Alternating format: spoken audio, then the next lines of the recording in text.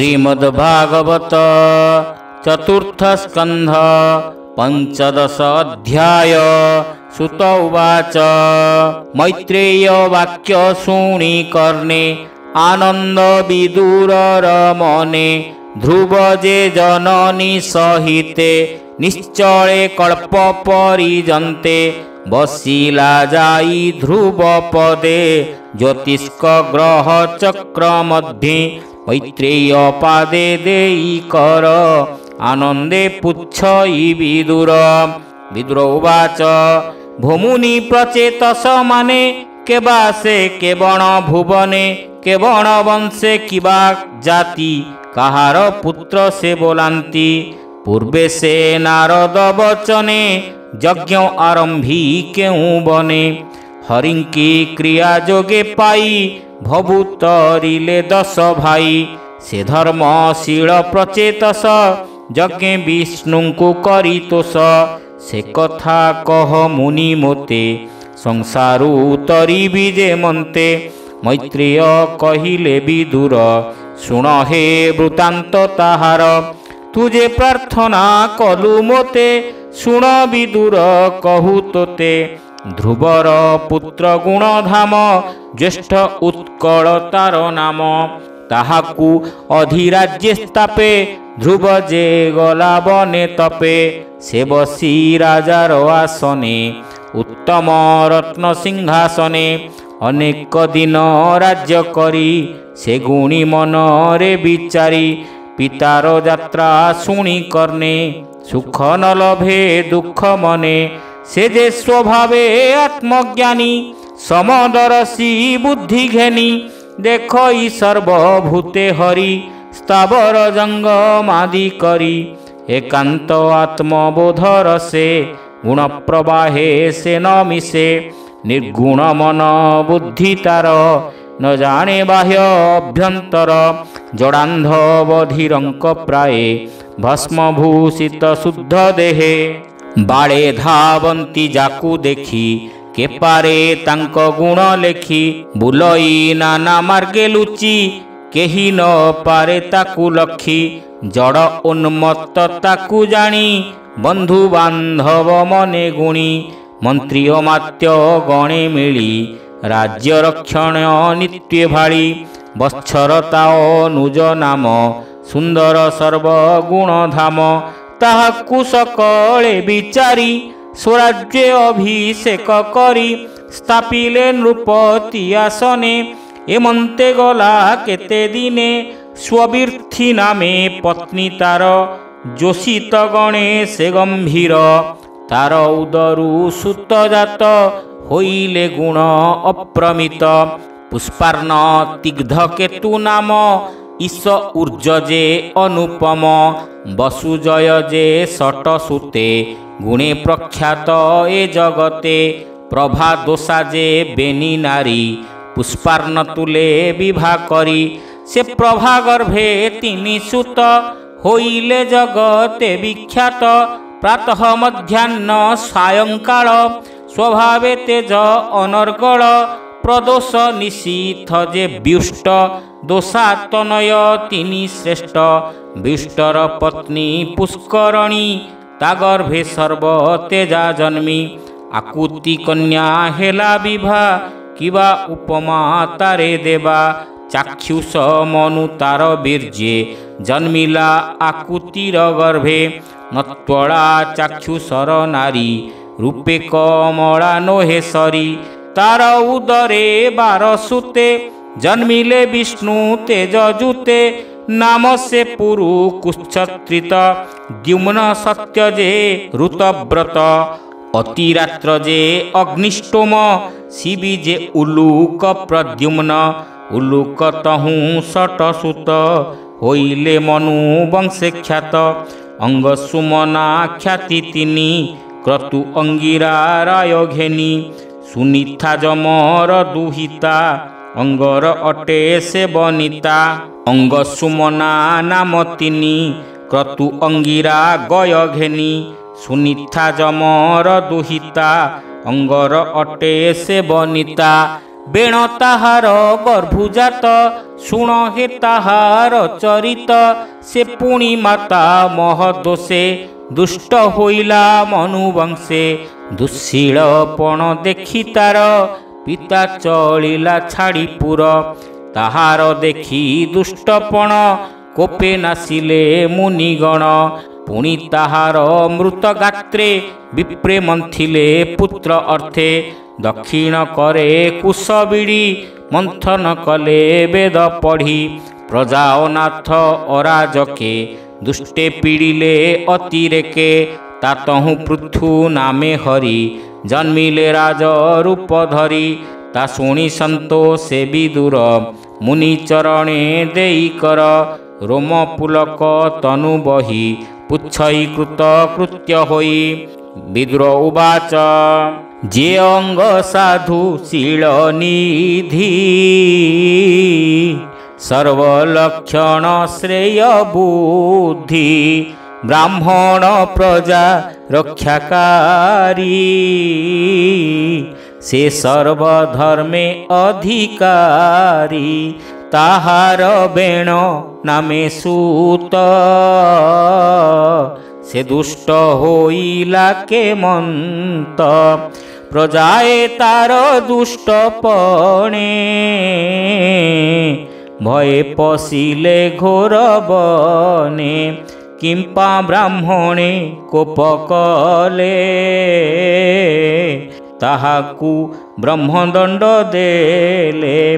ସେ ବିପ୍ରବରେ ସର୍ବଜ୍ଞାତା,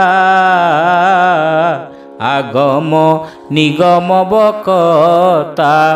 ଏଡ଼େ ଅନ୍ୟାୟ କିମ୍ପା କଲେ, ରାଜାଙ୍କୁ କିମ୍ପା ବିନାଶିଲେ। ରାଜାର ଶରୀରେ ନିଶ୍ଚଳେ, ବସନ୍ତି ଦଶ ଦିଗପାଳେ। ଯେ ରାଜା ବିଷ୍ଣୁ ତେଜ ବହି,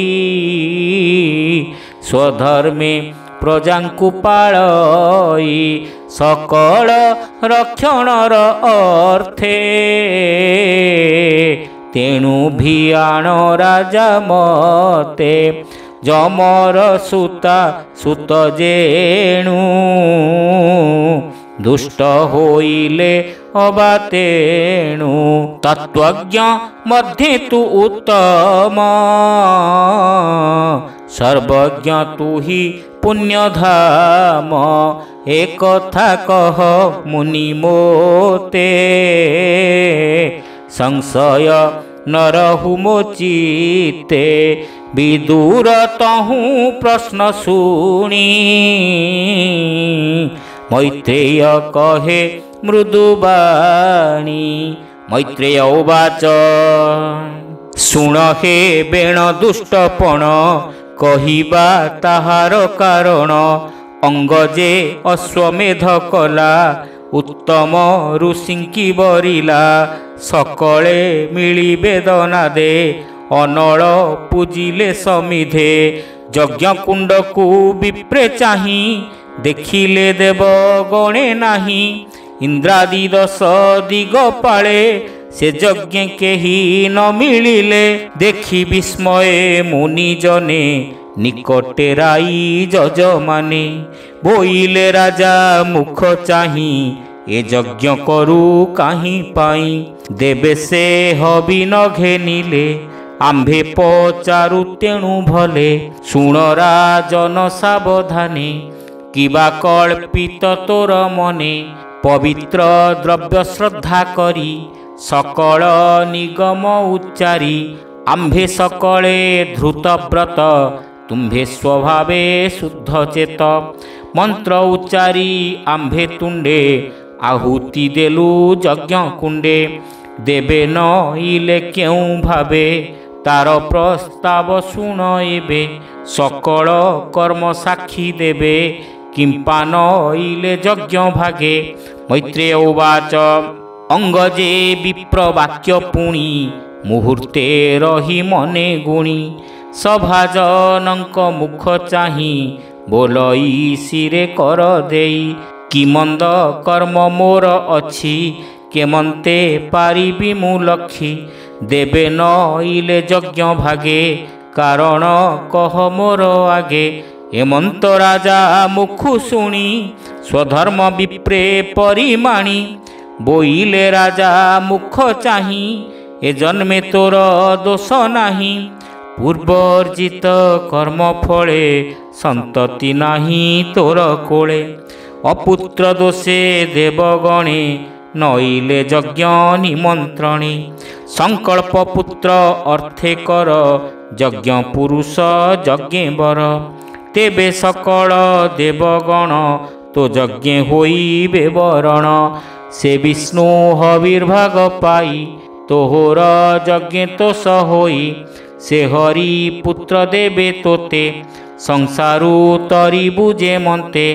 ମୈତ୍ରେୟ ଆନନ୍ଦ ଚିତ୍ତରେ କହନ୍ତି ଶୁଣ ହେ ବିଦୁରେ ଏମନ୍ତ ବିପ୍ର ବାକ୍ୟ ଶୁଣି ସେ ଅଙ୍ଗରାଜ ମନେ ଗୁଣି ଯଜ୍ଞେ ଯଜ୍ଞ ପୁରୁଷ ତୁଣ୍ଡେ ଆହୁତି ଦେଲେ ହୋମ କୁଣ୍ଡେ। ମନ୍ତ୍ର ଉଚ୍ଚାରି ବିଧି ମତେ ମୁନିଏ ଦେଲେ ଶୁଦ୍ଧ ଚିତେ ତକ୍ଷଣେ ହୋମ କୁଣ୍ଡୁ ଜାତ ହୋଇଲା ପୁରୁଷ ଅଦ୍ଭୁତ। ହୃଦେ ଲମ୍ବଇ ହେମହାର କଟିରେ ଶୋହେ ପୀତାମ୍ବର ସୁବର୍ଣ୍ଣ ପାତ୍ର କରେ ଧରି ସିଦ୍ଧ ପାୟସ ପୂର୍ଣ୍ଣ କରି ତେଜେ ଗଞ୍ଜଇ ସୂର୍ଯ୍ୟକାନ୍ତି ତା ଦେଖି ବିପ୍ରେ କଲେ ସ୍ତୁତି। ଷୋଡ଼ଶ ଉପଚାର ଜୁତେ ବିପ୍ରେ ପୂଜିଲେ ଜଗନ୍ନାଥେ ଯଜ୍ଞ ପୁରୁଷ ଆଜ୍ଞା ଘେନି ବ୍ରାହ୍ମଣେ କଲେ ଜୟଧ୍ୱନି। ଅମୃତମୟ କ୍ଷୀରି ପୂର୍ଣ୍ଣ ରାଜାଙ୍କୁ ଅର୍ପିଲେ ବ୍ରାହ୍ମଣ ବିପ୍ରବଚନେ କ୍ଷୀରି ପାତ୍ର करे घेनिले नरनाथ आघ्राण करी नासाद्वारे देला से निज पत्नी करे राणीता घेनिले संतोषे गृहे भुंजिले मन तोषे तक्षणे पुंस वन भावे पुत्र रहिला तार गर्भे से गर्भ काल उपगत कुमार जन्मिला अद्भुत दिन कु दिन से बढ़िला मातार अंश न छाड़िला सुनीथा जमसूता जेणु तासुत अधार्मिक तेणु अधर्म अंशु जमजात दहित्र तार अनुगत स्वभावे होई अधार्मिक क्षत्रिय भावे अतिरेक निरते धनुषर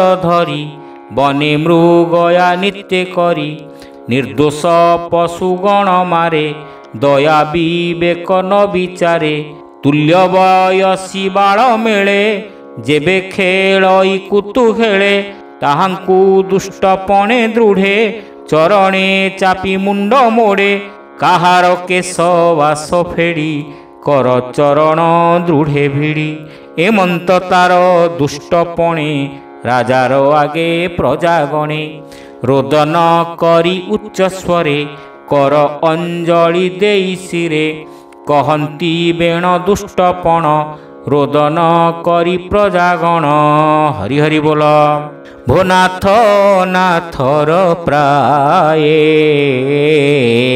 होइलु सर्वपर जाए एमंत अंग राजा सुनी खलपुत्र को घरे आनी नाना प्रकारे धर्म कही अनेक प्रकारे बुझाई सुनते नाना कोप करे पितार वचन न धरे दिन कु दिन दुष्टपणे कोप बहिले प्रजागणे अंग ताहार कर्म देखी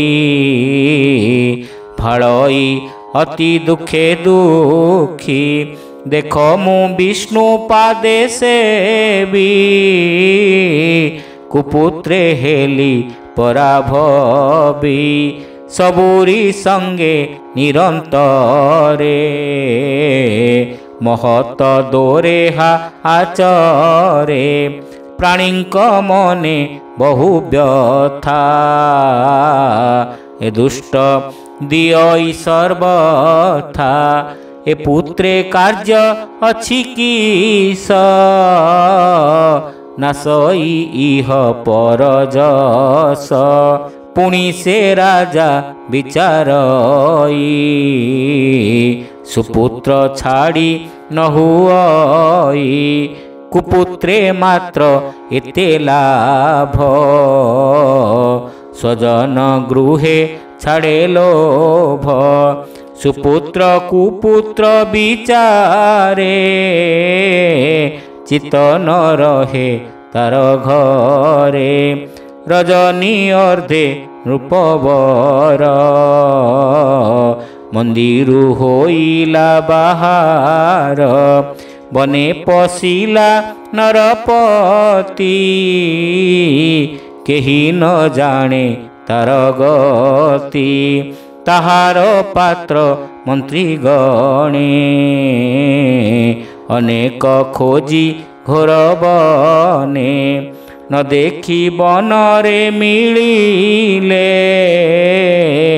अनेक प्रकारे भाळिले रोदन कले छन्न मने बोइले केणे गले शून्ये भाषा प्रबंधे भागवत बोलई विप्र जगन्नाथ भावे भाषा प्रबंधे भागवत भावे बोलई विप्र जगन्नाथ हरि हरि बोल। इति श्रीमद्भागवते महापुराणे पारमहंस्यां संहितायां चतुर्थस्कन्धे वेणजन्मकथनं नाम 15 अध्यायः।